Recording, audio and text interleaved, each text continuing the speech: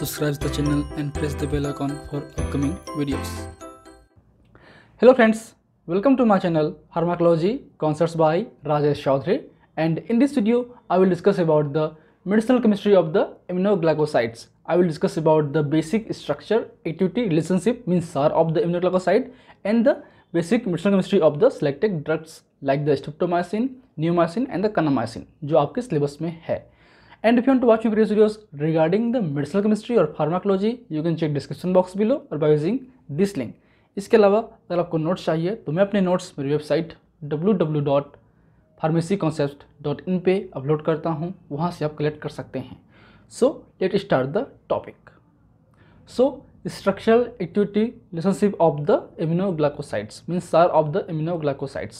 बात करें aminoglycosides की तो aminoglycoside भी एंटीबायोटिक्स हैं. ये बेसिकली प्रोटीन सिंथेसिस इनहिबिटर वाले क्लास में आते हैं. इनका जो बेसिक मोड ऑफ एक्शन है वो है आपका प्रोटीन सिंथेसिस को इनहिबिट करना. ये जो ड्रग हैं ये हमारे जो mRNA में जो आपके कोडॉन्स होते हैं उन कोडॉन्स को मिसलीड करते हैं और एंटी कोडॉन और कोडॉन को जो सीक्वेंसिंग उसको चेंज करके मिसरीड करते हैं, जिससे जो प्रॉपर्ली एमिनो एसिड नहीं बन पाता और फिर आपका जो प्रोटीन सिंथेसिस है वो नहीं हो पाता. ये बेसिकली आपके 30S राइबोसोमल यूनिट पे काम करते हैं. इसके अलावा जितने भी प्रोटीन सिंथेसिस इनहिबिटर्स हैं इसमें आते हैं एमिनोग्लाइकोसाइड, टेट्रासाइक्लिन्स, क्लोराम्फेनिकोल, इरिथ्रोमाइसिन वगैरह. इनमें से केवल एमिनोग्लाइकोसाइड ही एक तरीके से बैक्टीरियोसिडल ड्रग है, बाकी सब क्या है बैक्टीरियोस्टैटिक्स है. चलिए बात करते हैं हम उसके बेसिक सार के बारे में. तो जो बात करें हम केमिस्ट्री पॉइंट ऑफ व्यू से, स्ट्रक्चर पॉइंट ऑफ व्यू से, जो एमिनोग्लाइकोसाइड का जो स्ट्रक्चर है वो बेसिकली कंसिस्ट ऑफ टू और more amino sugar. They consist 2 or more amino sugars joined in the glycoside linkage to the highly substituted 1,3-diaminocyclohexane that known as the aminocyclitol, which is a centrally placed hexose ring.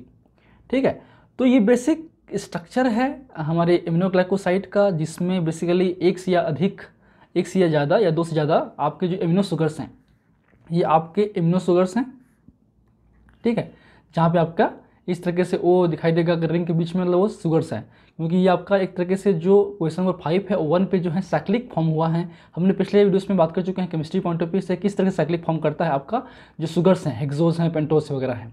ठीक है, और ये आपका है hexyl ring है, ये आपका hexose ring है. ठीक है, जिसको हम एमिनो ग्रुप इसलिए इसको एमिनोसाइक्लिटोल भी बोल सकते हैं.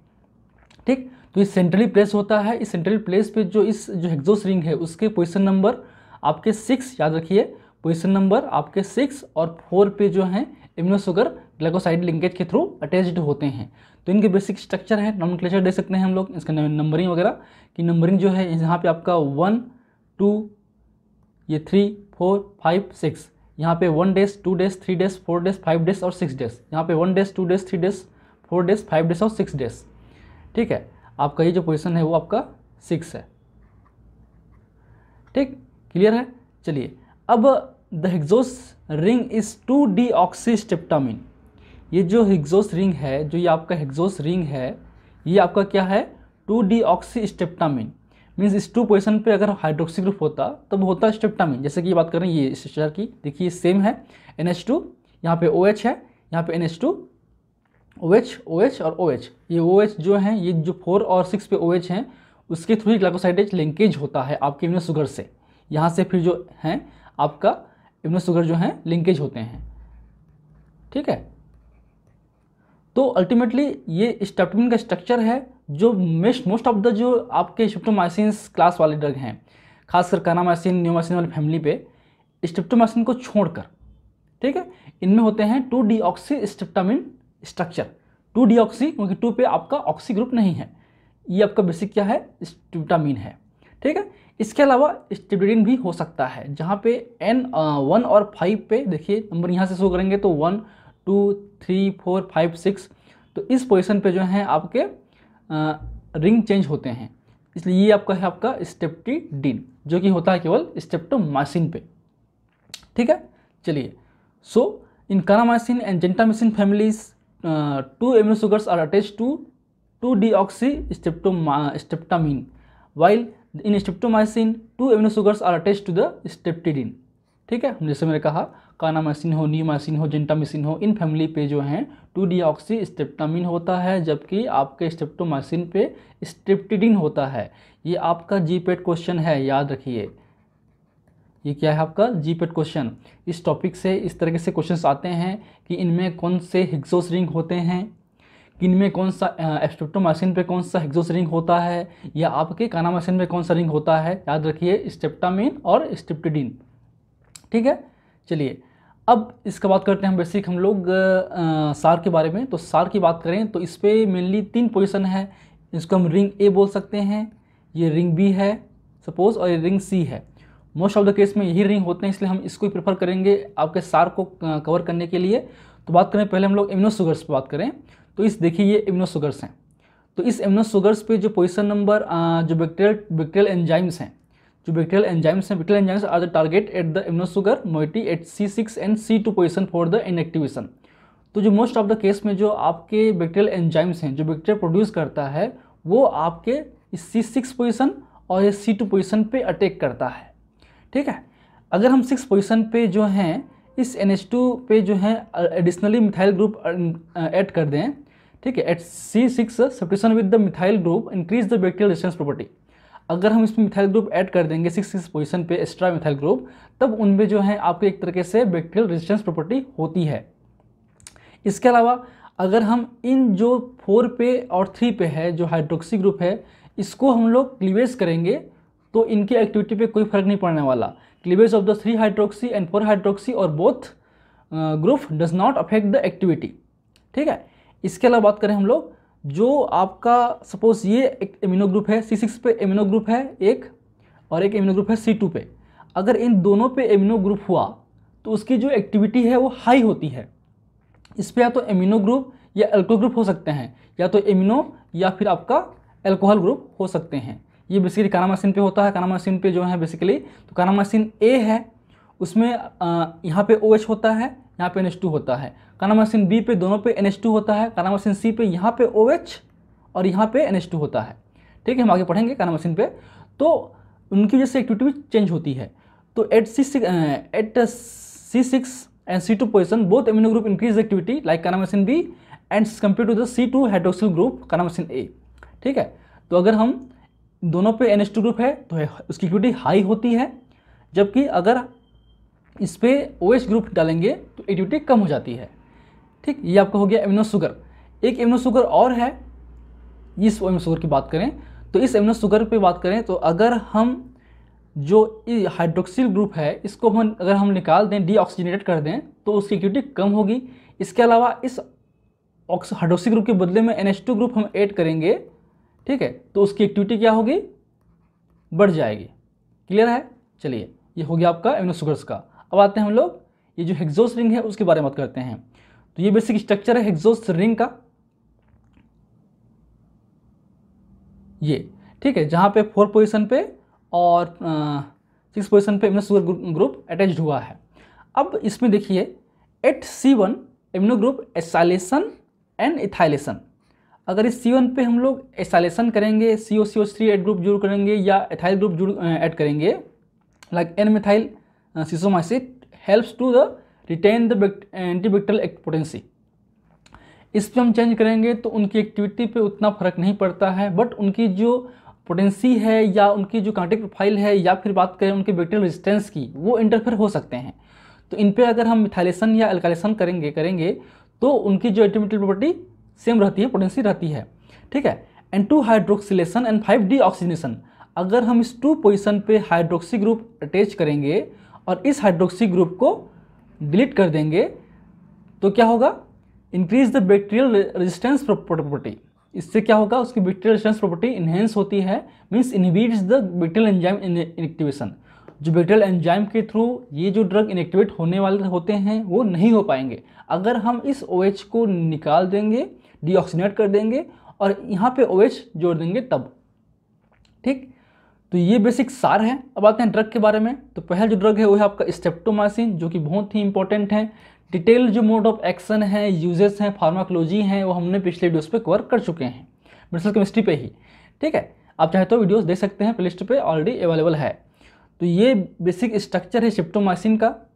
यहाँ पे जो हैं आपके 2 एमिनो शुगर, ये आपके दोनों एमिनो शुगर हैं, ये पेंटोस, ये आपके हेक्सोस वाले एमिनो शुगर्स हैं। यहाँ पे एमिनो ग्रुप जुड़ा हुआ है, ठीक, इसलिए आपका क्या होगा, ये आपका एमिनो शुगर है। तो इस एमिनो शुगर की बात करें, तो ये जो है आपके जुड़े होते हैं किससे, स्ट्रिप्टोडीन से।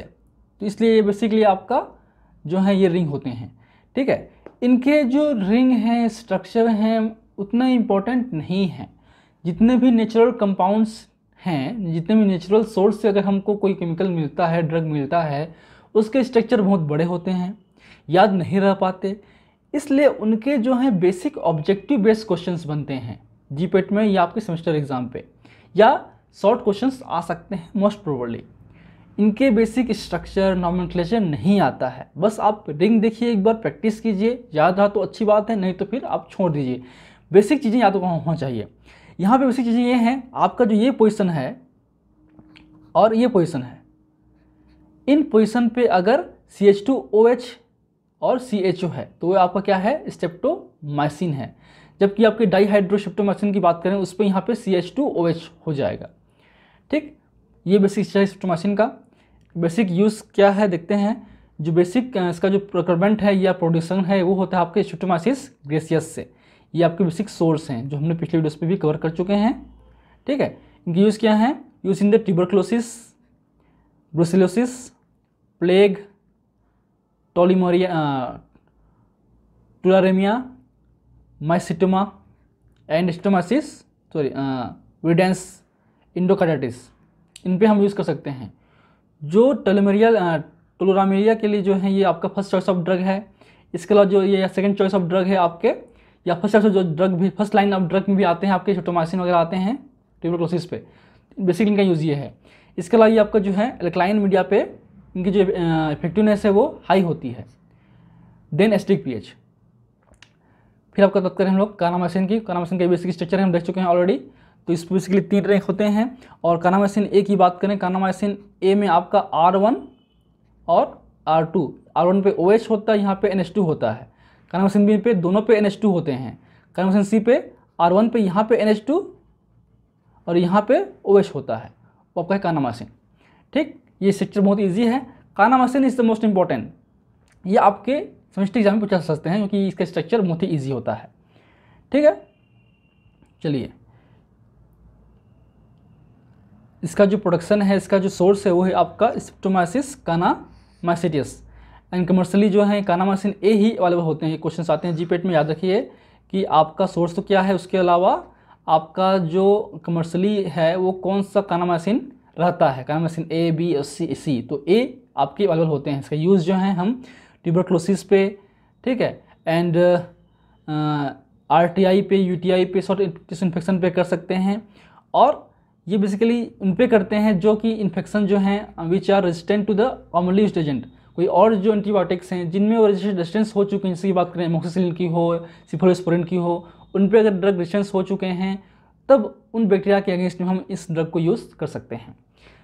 लेकिन एमिनोग्लाइकोसाइड का जो क्लिनिकली यूज़ है बहुत ही कम है। ये आपके हॉस्पिटलाइज्ड कंडीशन पे ही यूज़ करते हैं, आपको मार्केट में इजीली देखने को नहीं मिलता क्योंकि ये आपके बहुत ज़्यादा टॉक्सिक इफेक्ट शो करते हैं, ठीक है।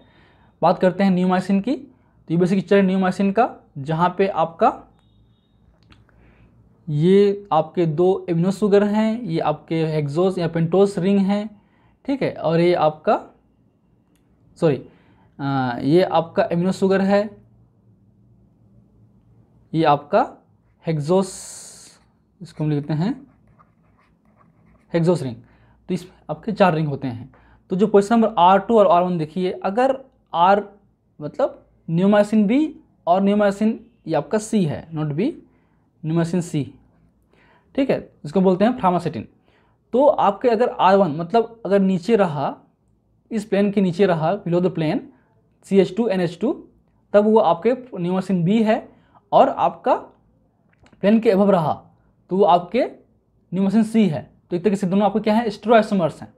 बाकी चीज़ें जो हैं वो सेम रहेंगी। आप एक बार देख लीजिए स्ट्रक्चर को, बस देखिए, एक बार बनाने की कोशिश कीजिए, बनाइए, बस याद नहीं रखेंगे उसको क्योंकि इतना इंपॉर्टेंट नहीं है। कानामाइसिन आ सकता है, वो इम्पोर्टेंट है, ठीक। बात करें नियोमाइसिन की, नियोमाइसिन से mixture of neomycin A, B and C mixture होता है and is produce from the streptomyces fradiae. Neomycin A, neamine is inactive compound, inactive component is a commonly digestion products of the neomycin B और C. तो B और सी ही active होते हैं, B और सी से जब डिवाइड होता है तब बनता है नियोमाइसिन ए। जो फ्लामासिटिन है वो नियोमाइसिन बी ही है। It is produced by the streptomyces lavendulae, है ना, consist of mainly of the neomycin B. ठीक है, इसके यूज़ की बात करें, it is used in the bacterial diarrhoea to reduce the post operative infection, topically used in the treatment of infection like skin and eye. तो ये eye infection के लिए, स्किन इन्फेक्शन के लिए यूज़ कर सकते हैं। तो ये बेसिक्स हैं आपके ड्रग के बारे में। कुछ एरिया जैसे कि बात करें, जो ओटॉक्सिक इफेक्ट है, मतलब हियरिंग डिस्टर्बेंस है, वो आपके मेन साइड इफेक्ट्स हैं आपके इम्यूनोग्लाइकोसाइड्स के। लेकिन उसमें से जो बात करें 8th कैंडिनल वे, जिसमें आपके वेस्टिबुलर भी होता है और आपके ऑडिटरी ब्रांच भी होते हैं। तो जो स्ट्रेप्टोमाइसिन है और जेंटामिसिन है, ये दोनों जो हैं आपके वेस्टिबुलर ब्रांच को डिस्टर्ब करते हैं, जबकि नियोमाइसिन, एमिकासिन, कानामाइसिन जो हैं आपके ऑडिटरी ब्रांच को डिस्टर्ब करते हैं। याद रखिए, ये भी क्वेश्चन आते हैं जीपेट में। ठीक, ototoxicity in human result from the blockade of N type calcium channel blocker. ये न्यूरोमस्कुलर ब्लॉकर की तरह भी काम करता है, जो एसिटाइलकोलिन है इफेक्ट को एक कम करता है एक तरीके से, क्योंकि आपके एन टाइप के चैनल को ब्लॉक करता है, जिससे जो है आपके inhibition of the lysosomal phospholipase and sphingomyelinase होता है, जिसकी वजह से जो है आपको प्रॉपर्ली कॉन्ट्रैक्शन नहीं होता है।